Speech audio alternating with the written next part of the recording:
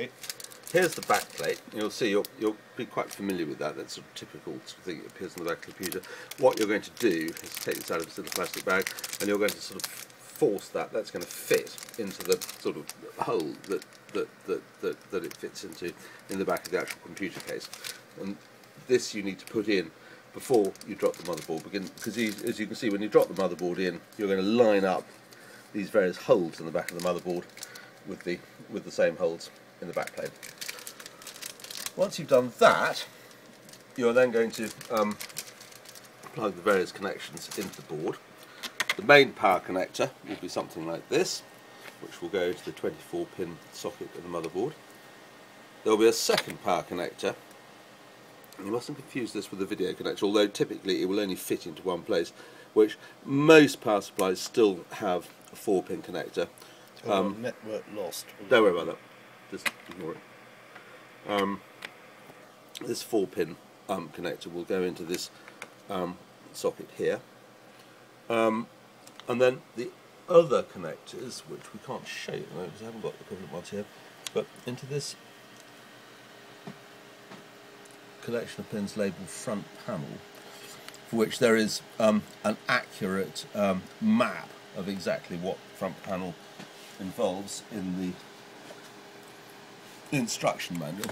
But there are some simple jumper leads that come out of the box. The most important one is one which will be labelled power on or power, something like that, which needs to cross these 2 points here. And then there are 2 or 3 others. One is called HD, which actually just shows the hard drive light is on. One which is called reset, which will fit in with the reset one. You could actually ignore those, they're not important, but if you put them in, it just means the other little buttons on the front of the case work. The important one is power on, because as long as you've got the jumper lead that connects into this, that connects to the power button on the front of the computer case. Now we'll switch it on and off. Otherwise, we're going to leave the RAM connected into the computer, and we're going to leave the processor and the fan connected, so that's going to be fine.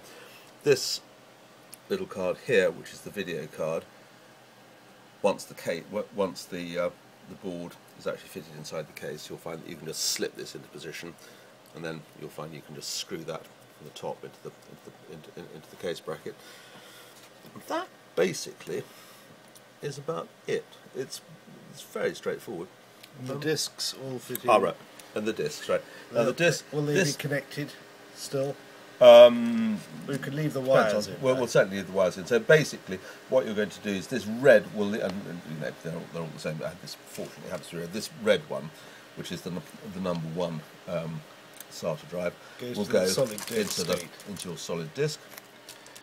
This one, number 2, which is next door to the red one, is the one that goes into your hard drive, and then this one, which we put as number 3, will go into your disk, into your CD drive. Right.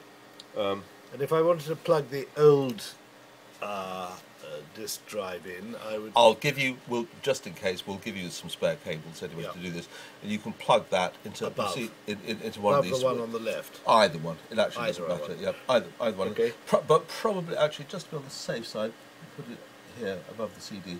Okay. So we don't want it to be confused and think that it's the master drive. Is that it? That's it.